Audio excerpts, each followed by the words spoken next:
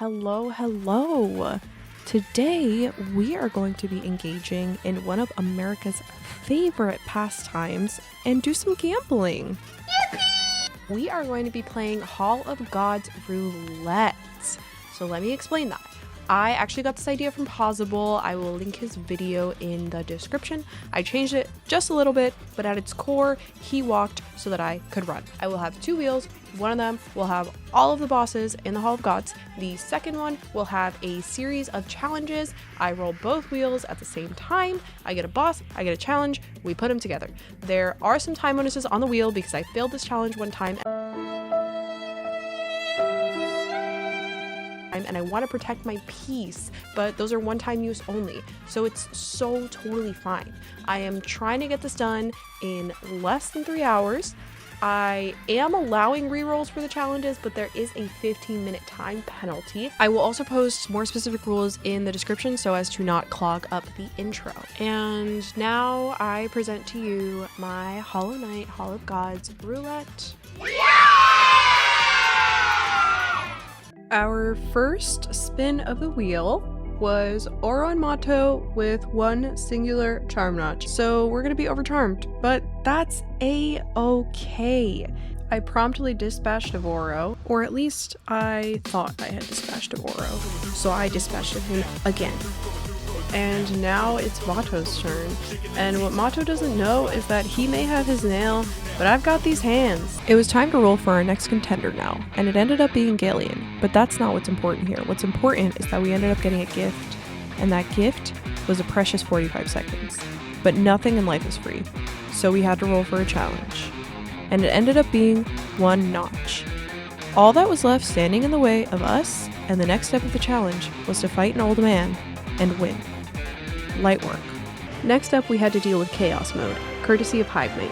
Basically what this means is that every challenge in the additional challenges mod is turned on and has a random chance of appearing after a set time interval. In theory, it sounded a little bit scary, but in practice, it just ended up being Hive Knight having a few special guests in his arena during the fight. Basically, Hive Knight threw a party in his arena, and he couldn't hang, so he died. Next up, we would be facing No Eyes with a trash charm build. And I know somebody out there is probably thinking, oh, a charm build? That's so subjective. You know, there's charms for everybody. And yeah, there are. However, after racking my brain, I came up with a list of charms that I found either annoying or useless. Those charms ended up being Thorns of Agony, Dream Shield, Garberfly's Elegy, Heavy Blow, and Stalwart Shell. So basically a combination of charms that I find inconvenient or ones that I have never touched in 1,000 hours of playtime. And again, if you like these charms, totally cool. I just hate them. But after all that talk, at the end of the day, I did gain an appreciation for one of those charms. Oh, there she go. Oh my god, I killed her with thorns? Our next roll of the wheel revealed that Hive Knight's party was actually just the pregame, because we rolled Chaos Mode Mantis Lords. Clearly, they are not big on manners in Hollowness, because we kept getting party crashers.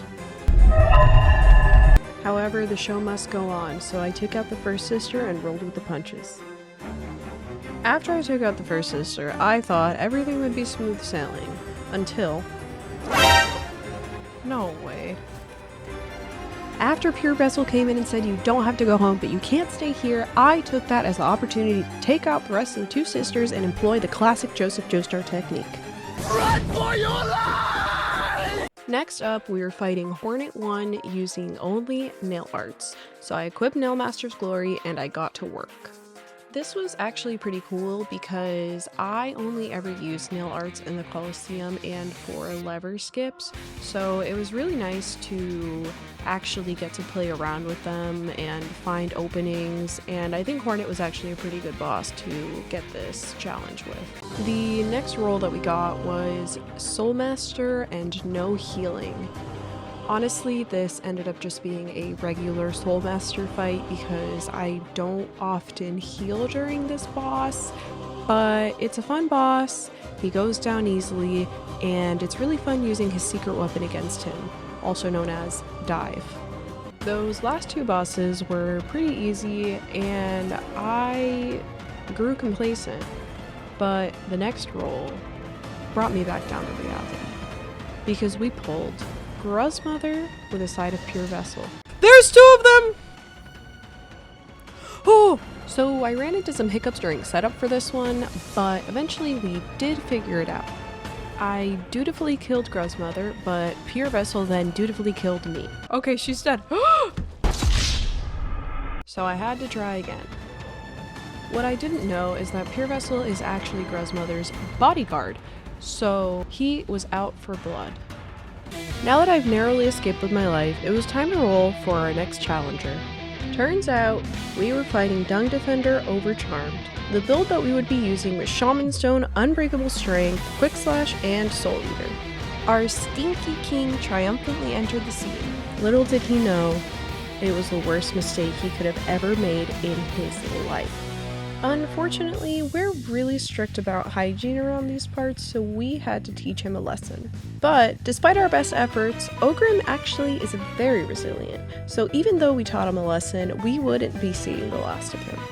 Moving on from Dung Defender, it was time for Watcher Knights to enter the ring. The challenge was over Charmed, and I was so grateful because the last time I tried this challenge, I got Radiant Watcher Knights, and that took forever. We used the same build that we used for our last Overcharm challenge, and this was actually perfect for Watcher Knights because these chubby guys melt when it comes to spells. This is because if you fireball them while they're rolling and you fireball them in that direction, you can get double or triple hits. One by one, we whittled each of them down while the other ones watched. Once there was 6, then 5, then 4, then 3, 2, 1, and none. Our work here was done. Eventually, we did have to do the bad bosses because it was all of the Hall of Gods, so our next roll, unfortunately, was Flukemarm, and our challenge was 1 charm. That charm, of course, was Shaman Stone. And then we got the fight over with, and we moved on to better things. So when I said I was moving on to better things, I actually lied because our next roll was Grey Prince Zote with a soul binding. Hello? Oh, the funny thing about this boss is that I have very little experience with him relative to everybody else in the game because my first ever playthrough, I didn't want to fight Vengefly King, so I kind of just left, and then he ended up dying, so he was never in my Pantheons or my overworld, and then in subsequent playthroughs, I kind of just let that happen for convenience, and that ended up biting me in the ass for this challenge because I had to start an entirely new Godseeker file, and I didn't have Godseeker unlocked for some reason, so I had to do the first Pantheon over again, just because I was lazy. So now we're actually moving on to better things, because the Wheel of Fortune revealed that we would be fighting Lost Kin, and the challenge was to do it with 1 charm. This is another boss where a spell build is really good, because fireballs also can get double or triple hits, because for some reason he's light as a feather. After I was done with him, we had to contact his next of kin, because a funeral was in order. We got a little bit of a break with the past few bosses and challenges, but this time we weren't so lucky. We rolled Pure Vessel, Pacifist. This means that we had to fight him using only charms and we couldn't inflict any damage by our own hand. After thinking on it for a little bit, the charm build I landed on was Weaver's Song, Glowing Womb, Defender's Crest, and Dream Shield. I think I'm just like on the other side of the arena. I'm chilling.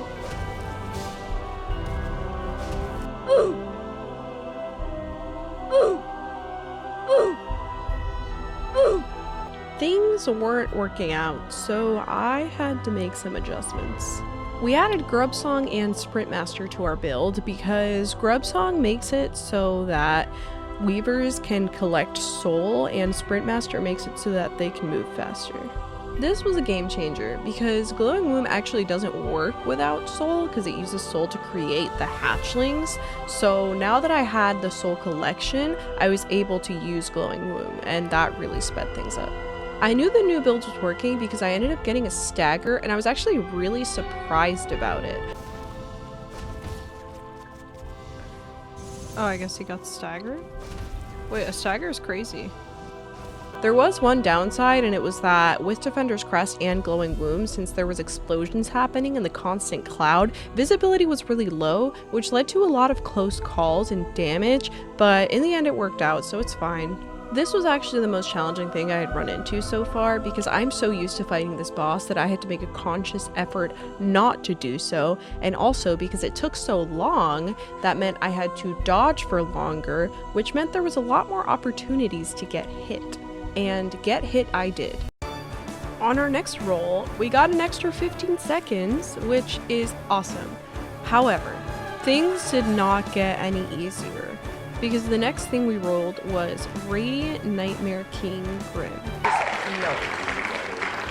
Again? I was really displeased by this, because my last attempt at this challenge, I rolled the exact same thing, and it was a pain in my ass.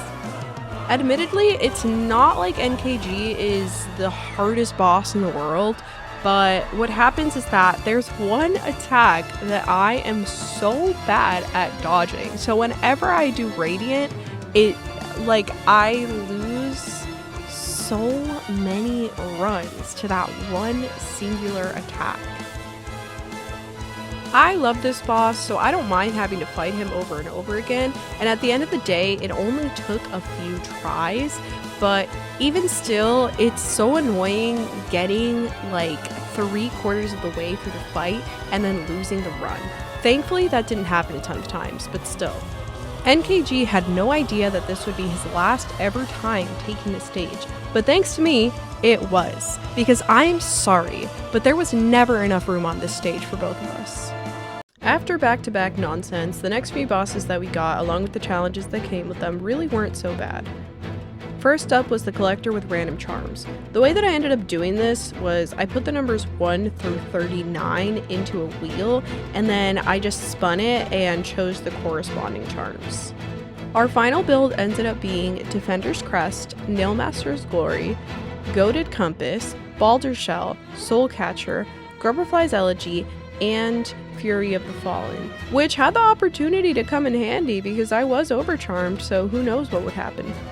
Honestly, it wasn't the worst charm build in the world. Obviously, it's not something I or really anybody would probably ever use, but at the end of the day, got the job done and the fight was as easy as it always is. I saw to it that the Collector would never kidnap another grub again, and I moved on to the next challenge. Thankfully, the next thing we rolled really wasn't so bad. It was Radiant Traitor Lord. And yeah, the word Radiant can be a little bit intimidating, and yeah, maybe I forgot that it was Radiant, so I did die one time. But at the end of the day, we made him feel the pain that Cloth felt, and we got revenge for her death. After Traitor Lord, we rolled Uumuu with Nightmare King Grimm spikes. Unfortunately, I couldn't get these to work and got home, so I did re-roll without giving myself the time penalty, and I'm so sorry, but really there was nothing I could do, so I made a judgment call. Our re-roll result was Revic. So basically we have Revic spawn periodically. And I found out that they can stack. That didn't work out for us. So this time we re-rolled, but we did do the time penalty. So the challenge that we ended up sticking with ended up being Pure Vessel's Void Tendrils attack. Basically, he would periodically spawn in and do his Void Tendrils attack. I did end up beating Uumuu first try this time, but unfortunately Pure Vessel also ended up beating me. The second time around, we were a little bit more careful, so we did end up being successful in turning this jelly into orange jam. Next on the list was Failed Champion with Nail Xero, so the old nail.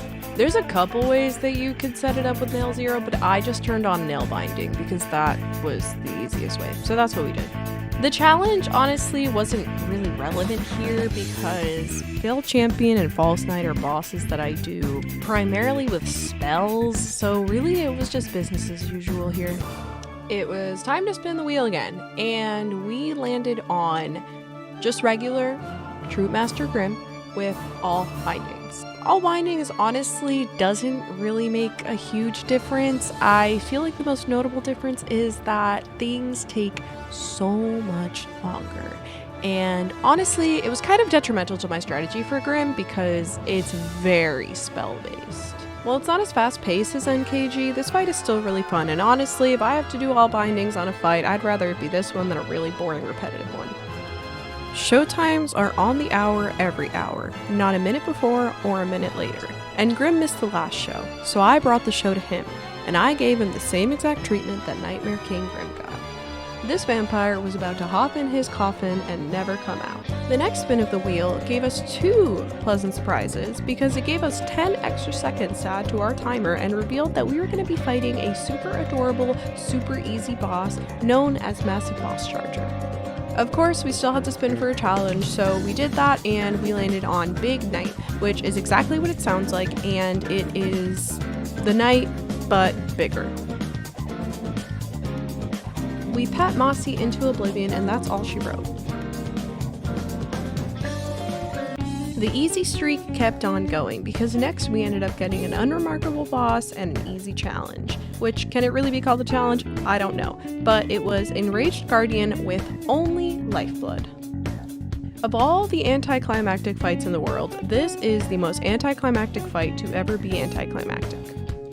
Continuing our streak of shitty bosses, we rolled Vengefly King, but it's not all bad because we actually rolled 10 extra minutes, and that's pretty big.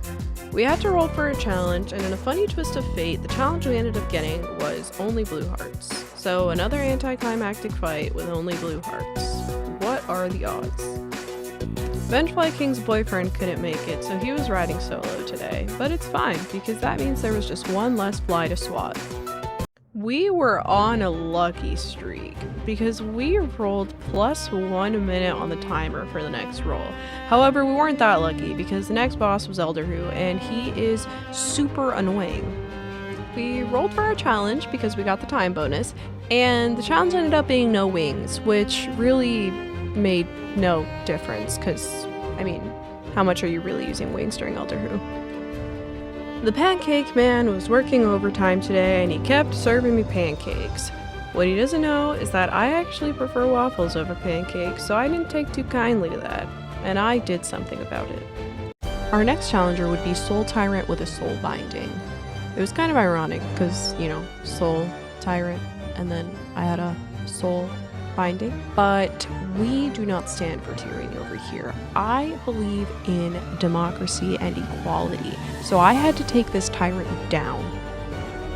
I feel like this boss teleports like crazy, so honestly the soul binding didn't make much of a difference anyways for me personally. Next up came a moment that I was dreading. We had to fight Markoth. We had to fight him with a Trash Charm build. I'm pretty sure I just used the same build as before, so Thorns of Agony, Stalwart Shell, Heavy Blow, Dream Shield, and Grubberfly's Elegy. This was kind of a sore spot because Markoth is actually what lost me this challenge the first time that I attempted to do it. And the thing that's always pissed me off is how do we have nearly identical dream shields and his dream shield is so powerful and so effective, but mine is actual shit. But at the end of the day, we reigned supreme, we did it first try, and we showed this stylish motherfucker who's boss. Him and his pearl necklace were going straight back to the grave. With the flame snuffed out of Markoth's eyes, the only boss we really had to worry about from here on out was Radiance, so until that time came, it was smooth sailing and we finally had a respite from all the nonsense. The wheel revealed that we would be fighting Sheo, and it also gave us a beautiful gift of 5 minutes for our timer. Honestly, we were doing really good on time at this point, so the time bonuses weren't as needed as we thought they would, but it's better to be overprepared than underprepared. We still had to roll for a challenge, and that challenge ended up being Radiance Orbs, which could be a little problematic with Sheo because he throws so many projectiles, but it ended up being okay. And with Sheo's life force snuffed out, that meant that the entire Nilmaster bloodline was now deceased. So all that was left was the man who trained them and raised them. Hi! Up next, it was time to see an old friend, because we rolled White Defender with only Sharp Shadow damage. That is gonna suck so bad. I kind of wanted to re-roll this off the bat, but I did give it a chance. Ooh. Ooh. After giving it a fair shot, I realized that I did not have the patience, so I went ahead and sacrificed my 15 minutes and re-rolled. Shit. Unfortunately, this bit me in the ass because our next roll was Pure Vessel.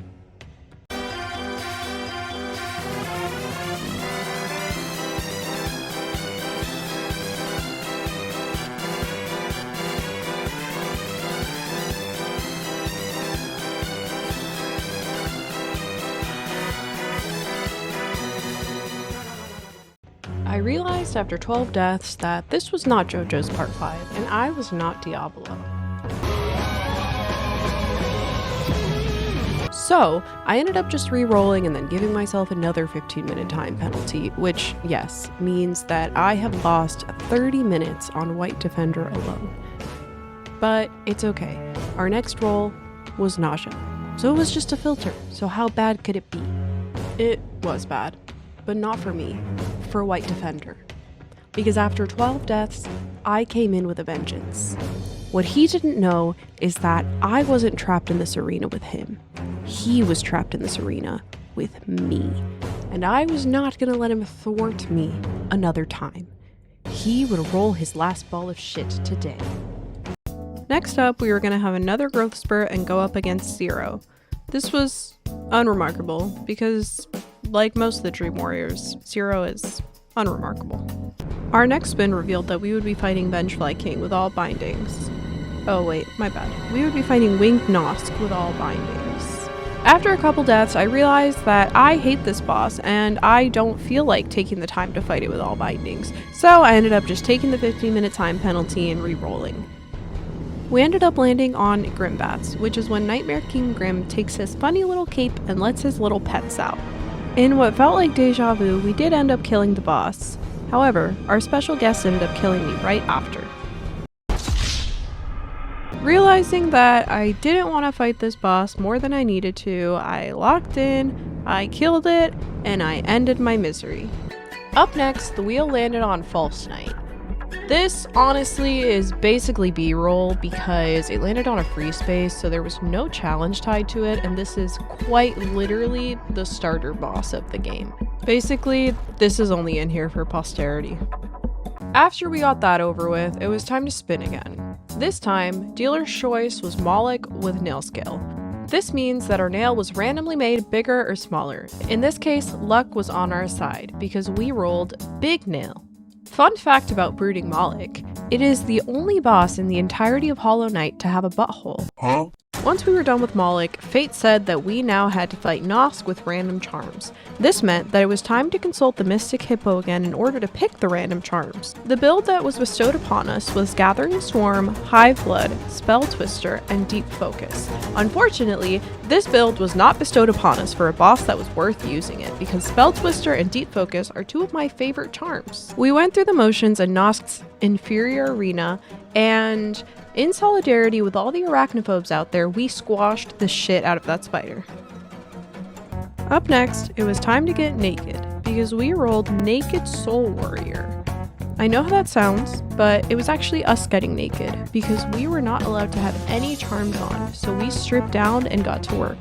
Also, as a side note, I have no idea why the wheel suddenly has a bunch of bosses on it. My theory is that since I didn't do this in one sitting, I had loaded up an old version of the wheel and spun that, but I guess I fixed it. I don't know. I double checked the raw footage and that's how it was, so I don't know. With only 10 bosses to go, we were at the home stretch and we only had about a quarter of the Hall of Gods left to go. We landed on God Tamer with no dash. I was a little bit worried at this point because we hadn't rolled Radiance yet, and that was the boss that I was the most nervous about, and every single roll meant another turn of dreading landing on Radiance. Despite that, I put some Borax down, exterminated the ant, and domesticated the giant roly-poly. Now, the moment I was dreading finally came. It was time to fight Radiance. And not only were we fighting Radiance, we were fighting Ascended Radiance, which is something I have only managed to do one singular time in my entire life. And based on the following footage, it is very obvious that that is the case. My skin that I normally use actually reskins Radiance to be the Pale King, and admittedly, it's a slay. But I am 90% sure that it changes the hitbox of the boss. so this was an added challenge to the already challenging challenge. Nonetheless, we locked in and we got it done first try. Fuck. In the arms of the angel, fly away. Okay, I lied. Whatever. No matter how many times Radiance thwarted me, I was not going to give up, because my relationship with victory is like the relationship a moth has to a flame. I will chase it no matter what. What? After turning the tables and kicking me while she was down, it was time to lock the fuck in. I did change my skin, and I don't know if it was a placebo effect from doing that or if I just locked the fuck in, but after way less tries than I thought it would take, I did eventually get it, and that meant the challenge was basically over. It would have been super sick if the challenge ended with Radiance, but that's the whole thing about gambling, is it's random, so it was time to spin the wheel again.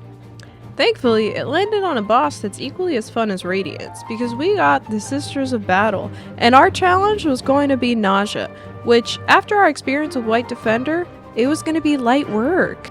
As much as it was going to suck to take down these divas, we had to. Not only were we doing a challenge, we had already taken down Traitor Lord, and after the situation with the Nail Master, we were basically a family annihilator, so we had to stick to our guns and take down these sisters. And with that, another bloodline ended with me. Speaking of siblings, it was time to settle our sibling rivalry with Hornet in the form of pogos. Since the Pale King doomed us to a fate of being sealed in a temple, we had some daddy issues, so we went ahead and used Hornet as a punching bag in order to resolve those. We were finally down to the final 5, and even though we were in the home stretch, this didn't necessarily mean that we were in the clear. But for now, we were, because we rolled no healing Oblobbles. Due to his tragic upbringing, the knight was never able to form any meaningful relationships, and if he couldn't be happy, nobody can. So we went ahead and slayed this lovely couple. First, we turned one of the Oblobbles into a widow.